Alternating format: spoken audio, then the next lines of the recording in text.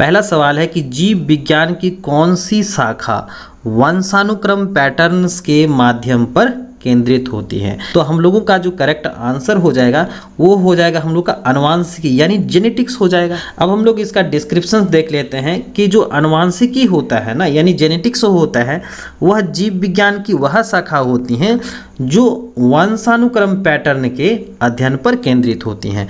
आनुवांशिकी के जनक जो हैं कौन है, ग्रेगर जॉन मेंडल माने जाते हैं और आनुवांशिकी शब्द का प्रयोग जो है ना बैटसन द्वारा 1906 ईस्वी में किया था। प्रत्येक जीव में बहुत से ऐसे गुण होते हैं जो पीढ़ी दर पीढ़ी क्या होते हैं, माता पिता से उनके होने वाले संतानों में क्या हो जाते हैं, चले जाते हैं। और जीवों में इन मूल गुणों का संभारण जो होता है यानी कि जो संचय होता है, स्टोरेज होता है, यानी कि यहाँ पर हम लोग कहते हैं आनुवांशिकता कहते हैं यानी जेनेटिक्स कहते हैं। और इसी कारण से प्रत्येक जीव के गुण जो होते हैं उनके अपने पेरेंट्स से क्या होते हैं, समान होते हैं। दूसरा सवाल था जो आपके जो है आरआरबी एनटीपीसी 9/2 आपका जो है 2021 में पूछा गया था और शिफ्ट था आपका सेकंड है ना स्टेज फर्स्ट के लिए। तो यहाँ पर जो सवाल पूछा गया था कहता है सब्जियों, फलों और फूलों जैसी उच्च मूल्य वाली फसलों की खेती को क्या कहा जाता है।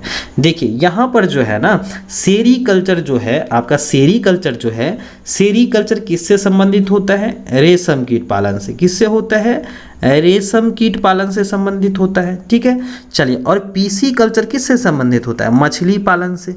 किससे होता है, मछली पालन से संबंधित होता है, याद रखना है। एपी कल्चर किससे होता है, मधुमक्खी पालन से संबंधित होता है। किससे होता है, मधुमक्खी पालन से संबंधित होता है।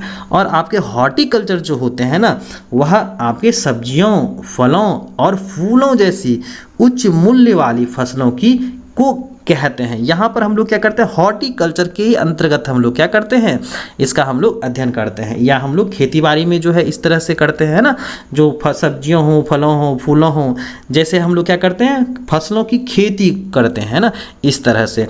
तो यहाँ पर हम लोग जो है डिस्क्रिप्शंस पढ़ेंगे कि हॉर्टिकल्चर जो होता है विज्ञान की वह शाखा होती है जिसमें अनाज, फूलों और पौधों को उगाने से लेकर के उसके व्यापार तक का अध्ययन किया जाता है। जैसे हॉर्टिकल्चर्स मानव उपयोग के लिए इस्तेमाल होने वाले पौधों के विज्ञान, तकनीक यानी कि जो आपके टेक्निक्स होते हैं अलग अलग जो है हम लोग तकनीकी का इस्तेमाल करते हैं, बुद्धि विवेक का इस्तेमाल करते हैं और क्या करते हैं, विपणन से जुड़ा क्षेत्र होता है।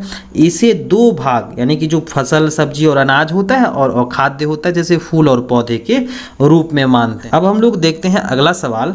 अगला सवाल था आरआरबी एनटीपीसी 8/2/2021 के लिए, जो आपका जो है सेकेंड शिफ्ट में पूछा गया था स्टेज फर्स्ट के लिए। ठीक है, अब देखिए यहाँ पर जो तीसरा सवाल है कोशिकाओं के अध्ययन को क्या कहते हैं।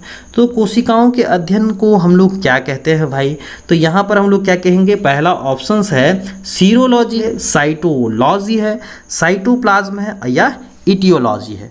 तो यहाँ पर हम लोग का करेक्ट आंसर क्या हो जाएगा, साइटोलॉजी। तो यहाँ पर हम लोग डिस्क्रिप्शंस देख लेते हैं कि कोशिकाओं के अध्ययन को क्या कहते हैं, साइटोलॉजी कहते हैं। क्या कहते हैं, साइटोलॉजी कहते हैं। और सीरम एवं अन्य शारीरिक तरल पदार्थ के अध्ययन को हम लोग क्या कहते हैं, सीरोलॉजी कहते हैं। और रोगों की पहचान और निदान की विवेचना के अध्ययन को हम लोग क्या कहते हैं, इटियोलॉजी कहते हैं। कोशिका में, कोशिका झिल्ली के अंदर केंद्रक को छोड़ करके संपूर्ण पदार्थ को क्या कहते हैं, साइटोप्लाज्म कहा जाता है।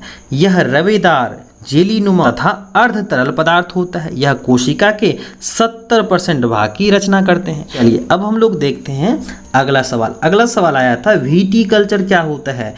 तो ये जो आपका पूछा गया था आरआरबी एनटीपीसी 11/1/2021 में, जो आपका सेकेंड शिफ्ट था और स्टेज फर्स्ट था, है ना। तो इसमें आपका जो है विटिकल्चर आएगा, यानी कि जो है अंगूर की खेती जो होती है ना वह क्या कहलाता है, विटिकल्चर कहलाता है। अब क्यों भाई, देखिए यहाँ पर हम लोग जो है कैसे इसको याद रखेंगे।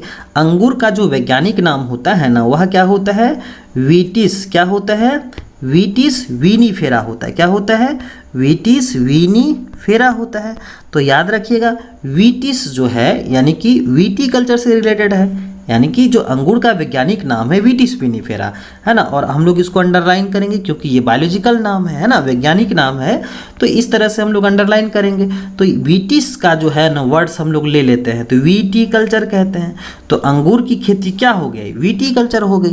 तो यहाँ पर हम लोग जो है डिस्क्रिप्शन देख लेते हैं कि विटिकल्चर जो होता है अंगूर की खेती को कहा जाता है, और सब्जियों की खेती को क्या कहते हैं, ओलेरी कल्चर कहते हैं। क्या कहते हैं, ओलेरी कल्चर, यानी सब्जियों का जो खेती होता है ना उसको क्या कहते हैं, ओलेरी कल्चर कहते हैं। और पुष्पों की खेती यानी फूलों की जो खेती करी जाती है उसको क्या कहते हैं, फ्लोरीकल्चर कहते हैं। क्या कहते हैं, फ्लोरीकल्चर कहते हैं। चलिए अगला सवाल जो पूछा गया था, एपिग्राफी से आपका क्या अभिप्राय है, जो आपके आरआरबी एनटीपीसी 19/1/2021 में पूछा गया था, जो आपका सेकेंड शिफ्ट था स्टेज फर्स्ट के लिए। ठीक, ऑस्टियोलॉजी जो होता है वह कंकालों का अध्ययन होता है। क्या होता है, कंकाल का अध्ययन होता है। उसके बाद है एपिग्राफी।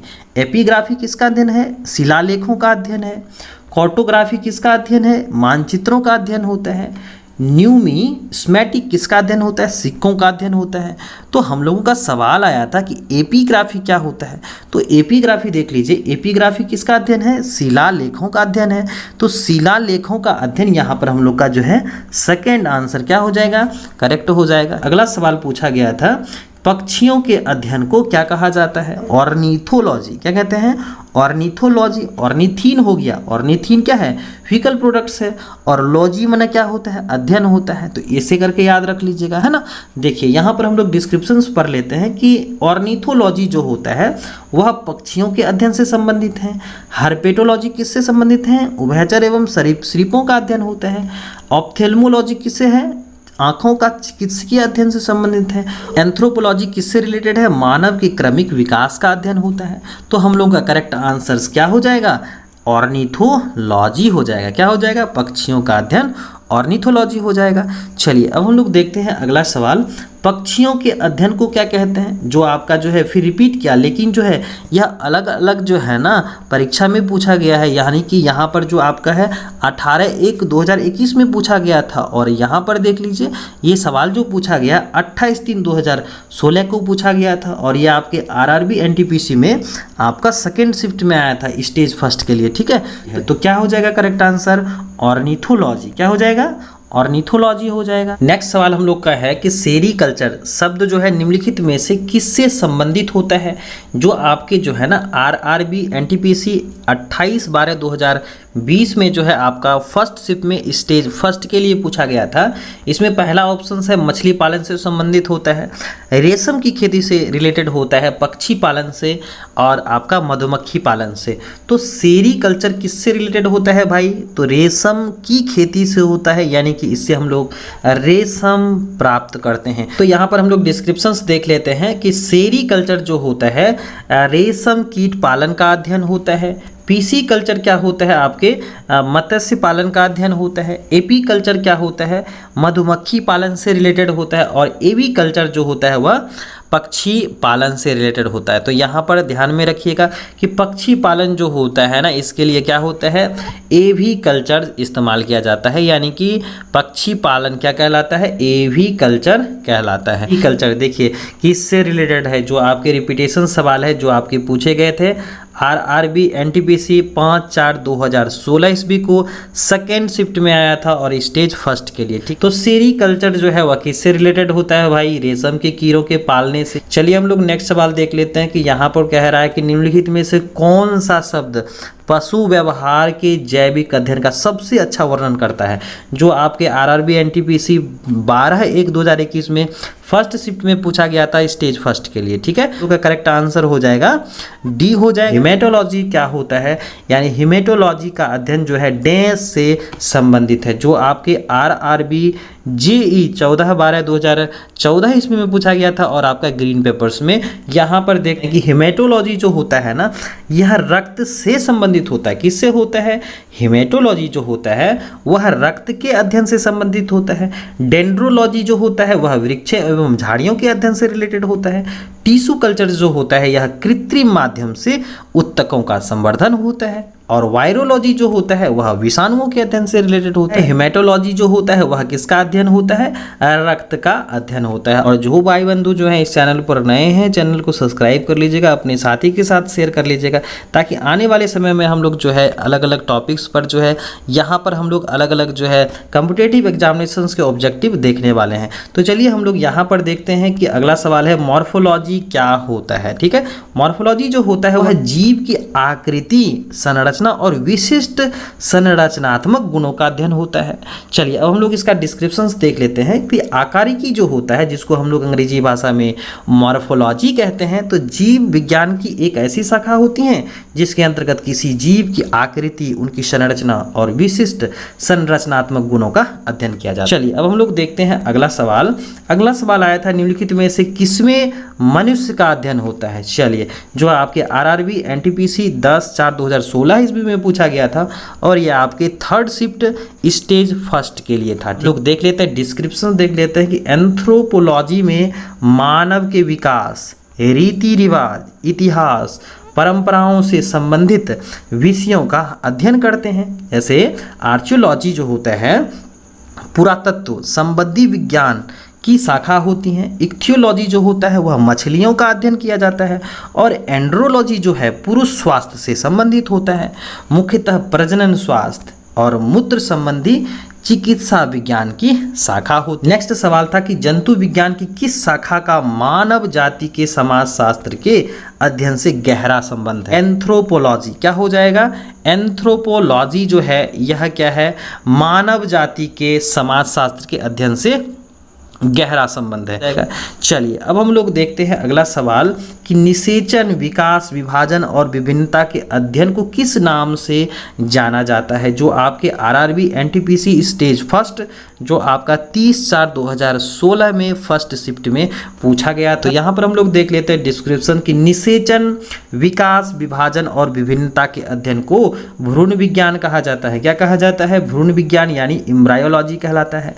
दूसरा है कि फिजियोलॉजी। फिजियोलॉजी क्या होता है? शरीर के क्रिया विज्ञान एवं कार्यकी का अध्ययन किया जाता है। अनुवांशिकी क्या होता है? इसमें अनुवांशिकता तथा जीवों की विभिन्नता का अध्ययन करते हैं। और क्रम विकास जो होता है ना, यानी क्रमागत उन्नति जो होती हैं वो क्रम विकास अनुवांशिक लक्षणों की पीढ़ी दर पीढ़ी का अध्ययन किया जाता है। हो जाएगा भ्रूण विज्ञान यानी एम्ब्रायोलॉजी हो जाएगा। सवाल पूछा गया था 16 में कि पौधों में बीमारियों का अध्ययन, यानी कि जो प्लांट्स होते हैं उसमें जो डिजीज का कारण होता है और वह तरीका जिससे पौधे विरोध करते हैं या संक्रमण से सामना करते हैं, तो उसको हम लोग क्या कहते हैं? कहते हैं फाइटोपैथोलॉजी कहते हैं। क्या कहते हैं? फाइटोपैथोलॉजी कहते हैं। कि जीवित चीजों पर मृदा के प्रभाव का अध्ययन मृदा विज्ञान जो आपके आरआरबी एनटीपीसी स्टेज फर्स्ट जो आपका 28/4/2016 ईस्वी में पूछा गया था और ये शिफ्ट थर्ड में पूछा गया था, है ना। तो यहाँ पर जो है हम लोग डिस्क्रिप्शंस देख लेते हैं कि एडाफोलॉजी जो होता है वह जीवित चीज़ों पर मृदा के प्रभाव का अध्ययन होता है।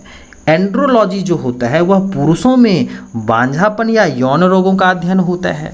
एग्रोबायोलॉजी जो होता है वह कृषि में पौधों का पोषण एवं जीव का अध्ययन होता है।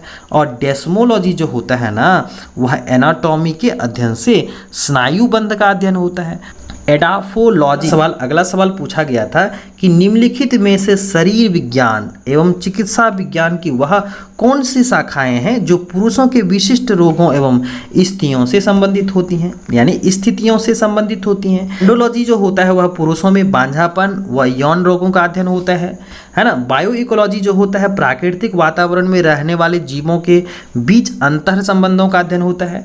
एस्टाकोलॉजी जो होता है वह क्रेफिस का अध्ययन होता है। और डेस्मोलॉजी जो होता है वह एनाटॉमी यानी कि शरीर संरचना के अंतर्गत और लिगामेंट्स का अध्ययन होता है। भाई एंड्रोलॉजी से संबंधित है।